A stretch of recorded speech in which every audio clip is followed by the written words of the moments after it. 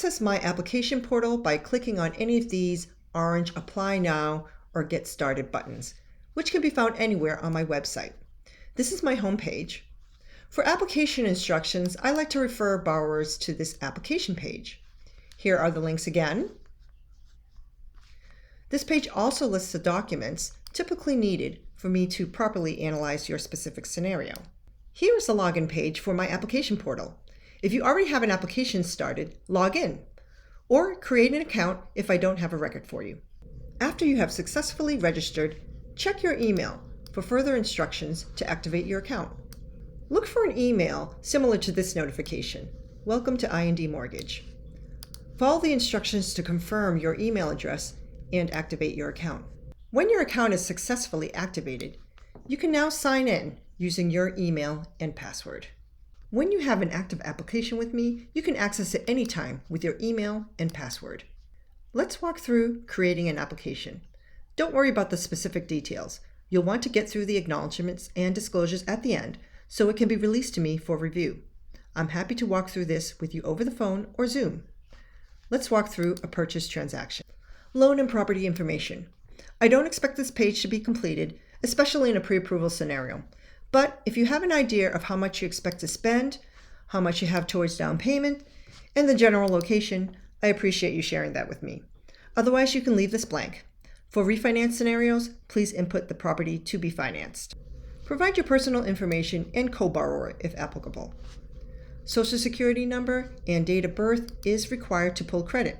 However, note that it is not my intention nor in both of our interests to pull a hard credit inquiry until we have talked and I have pre-qualified you. I will only pull a formal mortgage credit report when we both feel you are ready and it makes sense to move forward with a full pre-approval.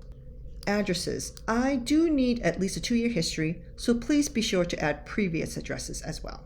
Work information. I do need at least a 2-year history of employment. To be safe, I ask that your employment history provided covers at least 3 years. Income entered should be on a monthly basis.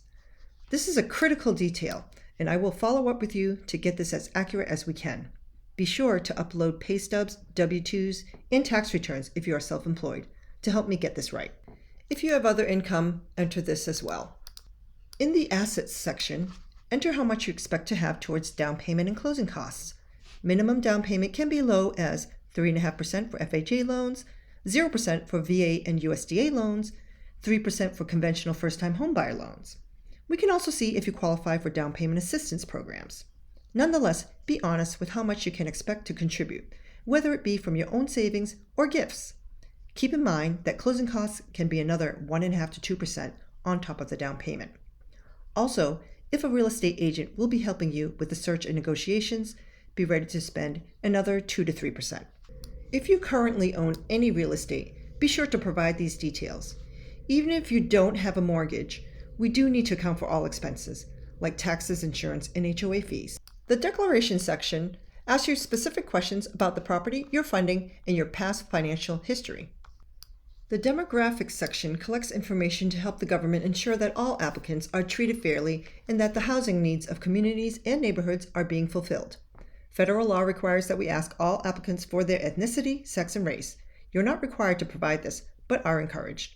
Documents is where you can securely upload the supporting documents I will need to properly pre-approve a mortgage for you.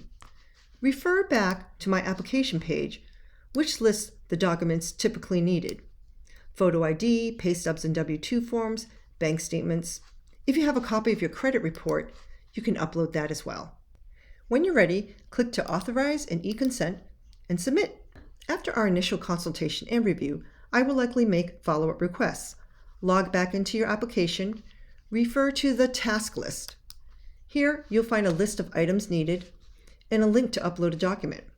If you need to upload additional documents, go back to the Documents tab, where you can upload as many documents as needed. Thank you for applying with me. Complete as much as you can, but note that it doesn't need to be perfect. It does help if you upload the supporting documents requested. With your pay stubs, W-2s, tax returns, bank statements, and an understanding of your current debts, I'm good at piecing together reasonable findings. I'll reach out to set up an initial consultation to clarify the information provided and to learn more about your goals and aspirations. Most importantly, my objective is to outline a clear mortgage plan so you can feel prepared and confident in shopping for your home. Feel free to ask me questions during the process. I look forward to working with you.